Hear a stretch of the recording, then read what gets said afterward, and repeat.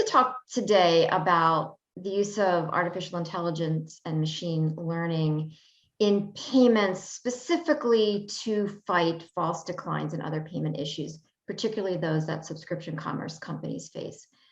How are they using it to address false declines and other things that get in the way of converting someone successfully to a sale? Well, actually, I think we don't see enough AI and machine learning out there, unfortunately. If you're going to choose a tool to solve a problem, really you have to deeply understand why the problem is happening in the first place before you can really get in and say, well, this is the perfect tool for the problem. And of course, having spoken to as many issuers and with the key stakeholders within the networks like Visa and MasterCard and Amex, to really dig in deeply into what's going on and why it's happening. Now we know that AI machine learning is really the best solution for certain cohorts and chunks of the problem. Most of the companies that we see out there are using a digital engagement or a people-powered strategy, which is fine and works really, really well. The challenge comes in that some of these strategies can actually further exacerbate churn, causing even more churn. We know that every time you engage with your customer, there's always a risk that you're going to annoy them, irritate them, you're going to create an opportunity for churn. We find that to be particularly so when you're reaching out to them about a failed payment. Maybe it's embarrassing. They feel like, well, there's nothing wrong with my card, because in the majority of cases, there is nothing wrong with their card. And so they feel like, well, there must be something wrong with you, the merchant, that you're just causing issues for me. It overall creates a negative sort of shadow on the brand of the merchant when they engage with their customers, specifically around this idea of failed payments. So this is why, we talk a lot about invisible recovery. An invisible recovery solution is always the best recovery solution. Whatever you can do to fix the friction, to fix the churn without even engaging with your customers at all, is always going to be a better experience for the customer and for you, the merchant. And that's why AI machine learning really kind of comes in, because once you understand why this problem is happening in the first place, there's 8,000 issuers out there just in America alone, all making decisions independently of one another as to what transactions they're going to approve or decline. And they're trying to reduce their own fraud losses on the bank's P&L, on the bank's balance sheet.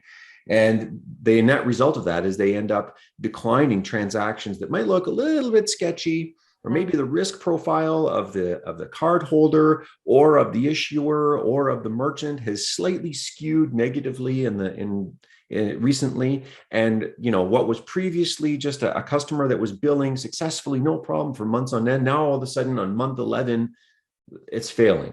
And who really knows why? Well, once you really understand the systems that are in play, that's when you can say, okay, AI machine learning is really going to be the right solution to work with the issuers in order to better understand how to package up this transaction so that it fits the criteria of what those issuers are really looking for in their own risk and fraud models, and of course, since there's 8,000 of them, we're talking about a ton of data required, and the rules change over time. I mean, it's really a problem that's tailor-made for a tool like AI and machine learning. But, as I think we're going to talk a little bit later, not all AI and machine learning is created equal, but it really is the right tool for this problem once you understand why it's actually happening in the first place. So let's dig into why it's actually happening in the first place, which makes it the perfect tool to address these failed payments. So why is it happening in the first place? Yeah, so you can imagine there's a MasterCard white paper that came out just before the pandemic that said that for issuing banks, their fraud losses were about $35 to $40 billion a year. That's a big number. It's a lot of losses that they have that's inside of the payments ecosystem. And a good chunk of that sits on the balance sheet. It's the liability of the financial institution that's issuing the card. So they're doing everything they can to reduce that. And the only thing they can really do is, decline transactions that are fraudulent. The challenge is that there's really two problems inside of the payment. Suspected fraudulent. Suspected fraudulent. Absolutely. Very key. They don't know 100% for sure. They're trying to stay ahead of the fraudsters and figure out what they is fraud. And by the way, this is 87% of all the failed payments that exist in card not present today. Card not present is real-time e-commerce, customer initiated, and then of course all of your merchant initiated transactions, which is subscriptions, mail order, telephone order, things like that, right? So the banks are looking at all this data, and there's really two problems. One, they don't have enough data. They don't have the best quality data right now today in order to make an educated decision on what transaction to approve or decline. They don't receive data like your email address or your IP address or the device ID fingerprint, geolocations, the shopping cart contents, all these things that are directly relevant to the fraud profile of a transaction. Mm-hmm. They don't even see them. They don't even know. So that's problem number one. They're missing a whole bunch of information that's directly relevant to whether it's fraud or not.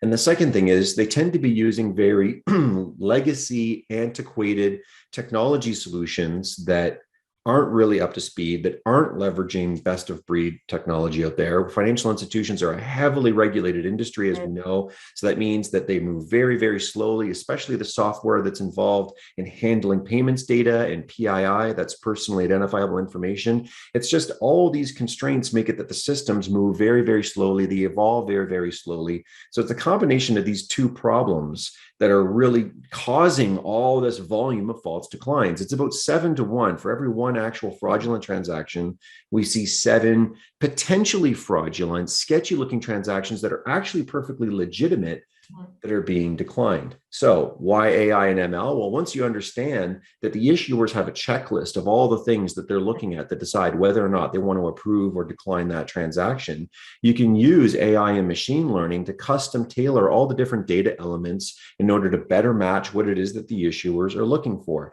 You can adjust things like the timing of the transaction. We've talked about that in previous interviews, right? This is low-hanging fruit, table stakes that every subscription company should be looking at. Is like, what's the timing of my batched transactions? What's the issue? What's the acquirer that I'm using? Not all acquirers, not all merchant processors are created equal in the eyes of the issuers when it comes to risk modeling. What's my merchant category code? But then there's a myriad of like 120 different gateway flags and other data fields that can be tailored just so in order to match what it is that the issuer is expecting to see in order to get the best possible risk rating. And this is really how you end up getting, recovering more of these failed payments and getting a better upfront approval ratio. There's a lot you can do with best practices upfront in order to reduce the volume of the problem. But then beyond that, you just need to have a really sophisticated technology solution that's leveraging AI, ML, that has, giga data sets, as they're talking about, that's, billions of transaction records, the quality of the data, as well as the creative understanding of how to actually train the machine learning models in order to match, to fit into the problem and better ameliorate it, which, you need to be talking to the issuers in order to do that. You need to create more trust and transparency in the payment rails by bringing all the stakeholders into the conversations, which is one of the things that we've been working a lot on, bringing in the networks, the issuers, the acquirers, the merchants, having everyone sit down and kind of open their kimonos a little bit and say, hey, look, how are these systems working? Where are they broken? And how can we make a better overall system? And AI ML is a perfect tool that sits in the middle of that conversation that really makes it work better. What are the little things that are broken that can make a big impact if AI and machine learning were applied appropriately? Yeah, and I appreciate that you said appropriately, because I think that's an important thing to talk about before I answer your other question. Just taking a bunch of data and, running, saying, hey, we're going to come up with an AI ML solution, it can actually make things worse. Right? If we don't know what dials and levers to be pulling on, and if we don't know what data fields need to be adjusted and how they need to be adjusted in order to get the better outcome, of course, as these things change over time, having AI and machine learning to be able to learn and keep up with the changes is important. But knowing out of the gate, what is it that the issuers are really looking for and why is critically important. If you just take a whole bunch of data, say you get a bunch of data from acquirers, for example, well, that's not going to be particularly helpful. Getting data from the issuers combined with the acquirers, combined with the merchants. It's the juxtaposition of those 3 different data sources that really, it's kind of like decorating your transactions with a whole bunch of additional metadata that's very rich, that allows you to create a more holistic picture of what's going on with the transaction. And then you can say, okay, great, we can use AI and ML on these particular aspects and attributes in order to get the outcome. But to answer your question first, I mean, we see some issuers that will actually give you a better risk rating if you submit zip plus 4, for example. Whereas other issuers will actually give you a worse risk rating How if you interesting. submit zip plus 4. So why is that? Well, because in some cases, the zip plus 4 means it's a more precise match, and it reflects what it is that the bank has on file for you as an address. But in other cases, when you're submitting zip plus 4, it's no longer a perfect match with what they have on file, which means you're actually going to get a worse rating from a risk. That's just one silly example. I think on a previous interview, we even talked about how there's one particularly large issuer in America where we discovered early on that, all things being equal, failed payments were double at 2 a.m. what they were at 2 p.m. for card not present.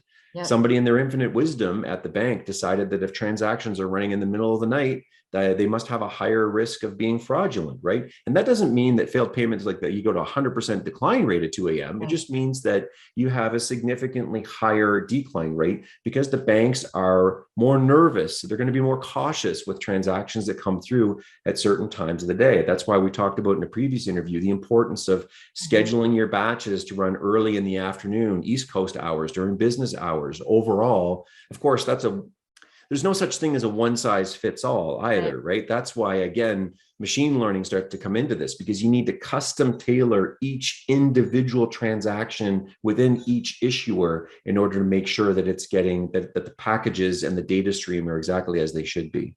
You talked about getting all the stakeholders together. It seems like there's a shared incentive to do that because the outcomes are better for everyone. What's holding back progress?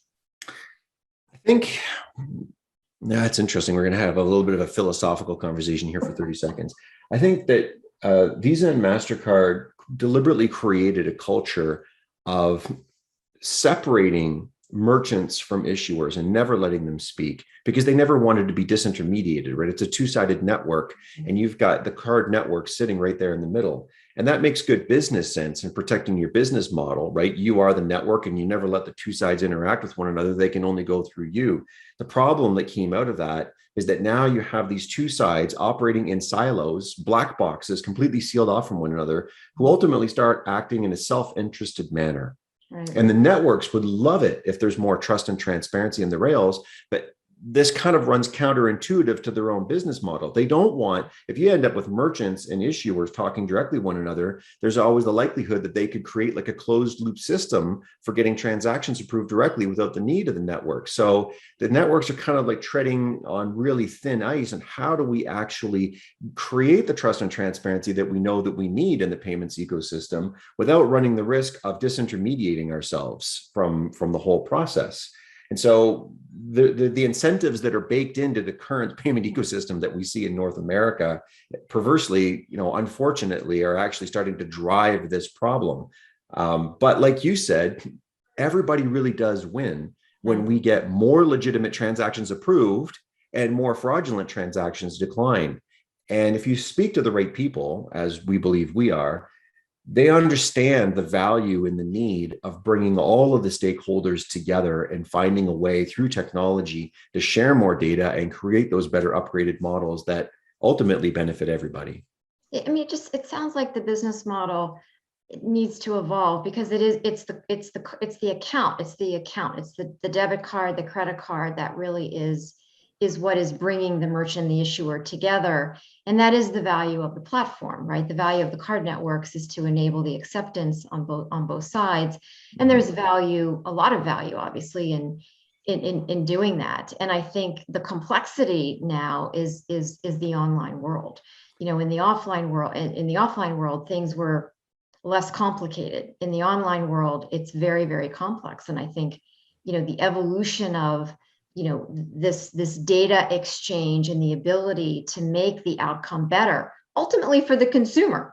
I mean, certainly the issuer, certainly the merchant, but it's the consumer who gets frustrated in the middle of all of this and decides. Yeah, we talk a little bit internally about like consensual transactions, right? you have a customer and a merchant, and they want to do business with one another. And the Yeah. way that they're trying to do business is through this card. And so you bring in these other third parties, the networks and the issuers and stuff like that. They all want less friction in their rails. If you Yeah. talk to the card networks, they'll tell you right away, like whatever we can do to reduce friction. Yeah. That's why there was such a huge push on tap, right? Yep. Yeah. Upgrading all these point of sale terminals everywhere so they can tap. What is it all about? It's about making less friction, easier for people to use these cards, right? So they continue to get their interchange fees. But you're absolutely right. Like when EMV came out, that little chip that we have inside of our cards, it really massively reduced the amount of fraud that we Yeah. see in card present transactions at point of sale. But the Right. fraud didn't go away. The fraud actually got Yeah. bigger. It just Right. shifted entirely into Right. online. And now with the pandemic, that's really made like the stress on the payment network so much greater because so much more of our volume has been shifting at an even accelerated pace from what it was doing before the pandemic into the online world. So you're right, we need a very significant upgrade and update to the payment rails, and it needs to happen. It can't happen quickly enough. The good news is there are some great things that merchants can do today. I Mhm. think that they're not doing enough because, first of all, they're not aware of the problem. Yeah, I And was going to ask you if they really know whether the failed payment is because of all of the things we've just been talking about, or whether it's a consumer that just doesn't want their service anymore. I think that the really savvy, sophisticated merchants know a little bit about this problem, nowhere near as much as they should.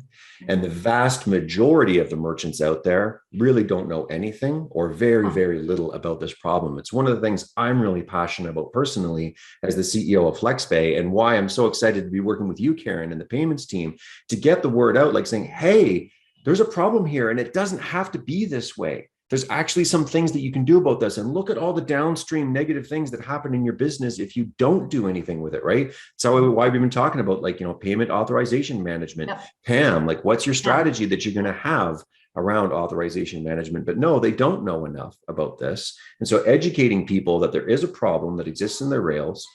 It's a big problem. It's been getting worse since the pandemic has been happening, but there is a solution to it. There's some low-hanging things that you can do in your business automatically that will have massive positive effects on your profitability. And beyond that, there's really great technologies that are emerging that you can and should be leveraging in order to be able to even further ameliorate the problem. And that's going to just drive profitability and better customer experiences and brand and all those things even more.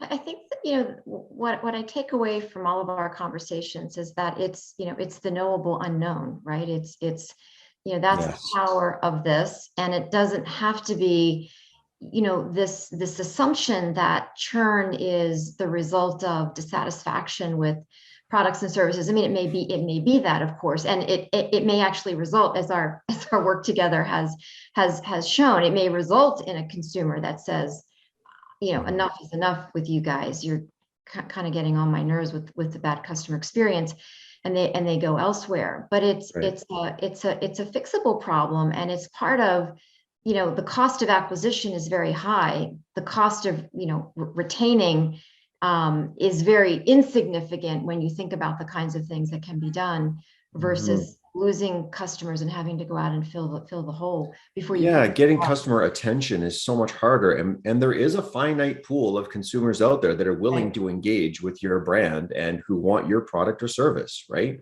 And so the best you can do to retain the people that you have, it's going to increase the overall profitability. It's a better brand experience. It becomes a virtuous cycle that kind of feeds itself. Whereas conversely, if you're not properly set up and optimized on this, it becomes like a vicious cycle that can really start to drag you down, right? So this is why, again, I'm really passionate about this. I really want, especially CEOs of subscription businesses, to recognize that this problem exists, Mhm. that they should work with their team to quantify their current failed payment rates and the financial costs that they're incurring, and then create a strategy to solve the problem, and then deploy.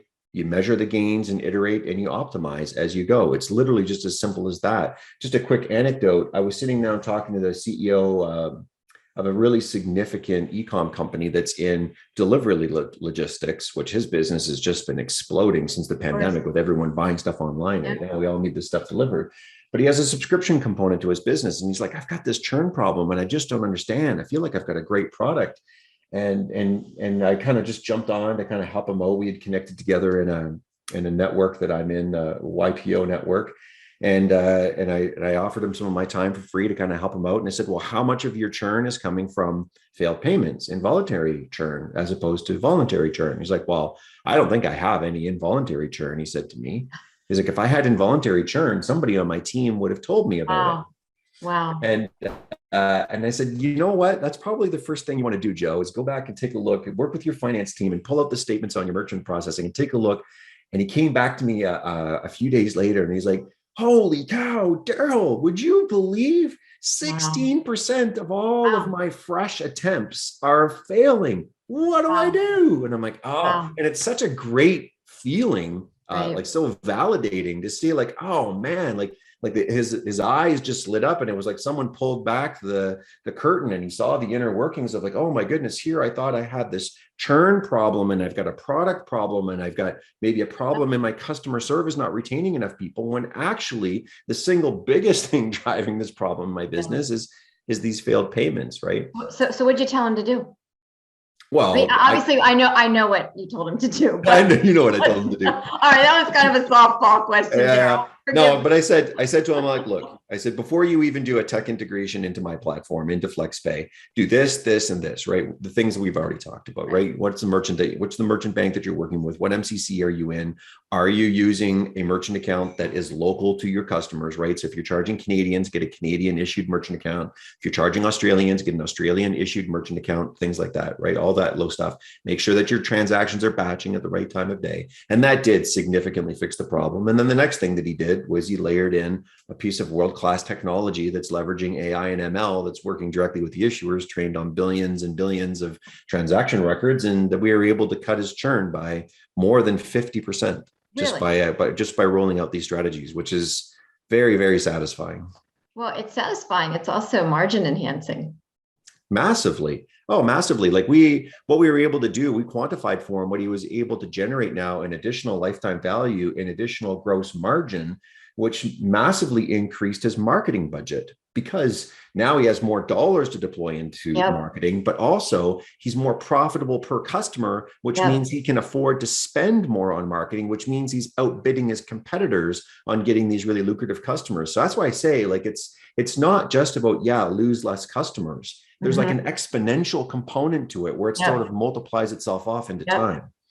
It's interesting to me that it is a problem that, I mean, you say this, but this example quantifies it, that the depth of the problem just isn't known. Yeah, it's true. We have one very sophisticated merchant who's using our technology right now. I remember sitting down with them and they were like, well, we have a dedicated 5-person team just focused on this problem and this problem alone. And we believe that we know more about this than just about everybody. In fact, it's one of our competitive differentiators that we're able to generate more margin off our customers because of what we know about how to mitigate failed payments. And in speaking with them, they were very, very savvy. And yet, even still, when they switched over to our tool, they ended up with like a 32% increase in performance over what they were Wow. doing before, blew their minds. And we're talking like millions and millions of dollars of net new Wow. revenue on their P&L. So yeah, even the ones that do know, not enough people know that this is a problem and that they can do something about it. But even the ones that do know that it's a problem can really benefit from having the right tech stack integrated in the right way. And I know we already talked about this before, but I want to really repetition for emphasis to say that the solution that you go with matters, because some solutions are actually going to make the problem worse. They're going to exacerbate churn. They're going to irritate your customers. So knowing the right piece of technology to use in the right place, in the right way. That's why we talk a lot about invisible recovery and why Right. invisible recovery needs to happen first. Yes, there's absolutely a place for a people-powered solution for digital engagement, but that needs to come in afterwards, after you've taken out all the low-hanging fruit and fixed as much of the problem as you can invisibly behind the rails, using a solution that actually understands where the problems are and how to best affect them. But in order to do all of that, you have to know there's a problem. So what is the one thing as we wrap our conversation that every single CEO of a subscription commerce company ought to be looking for the minute they finish listening to our and watching our video? I would really love it if the CEOs would sit down with their executive team and drive answers to these 4 questions. What's our current failed payments rate? Mhm. They might not even know. right? The people on your Sounds like team. it, yeah. Yeah. What method are we using today to recover when a failed payment occurs? How much recovery are we earning off of that solution that we're using?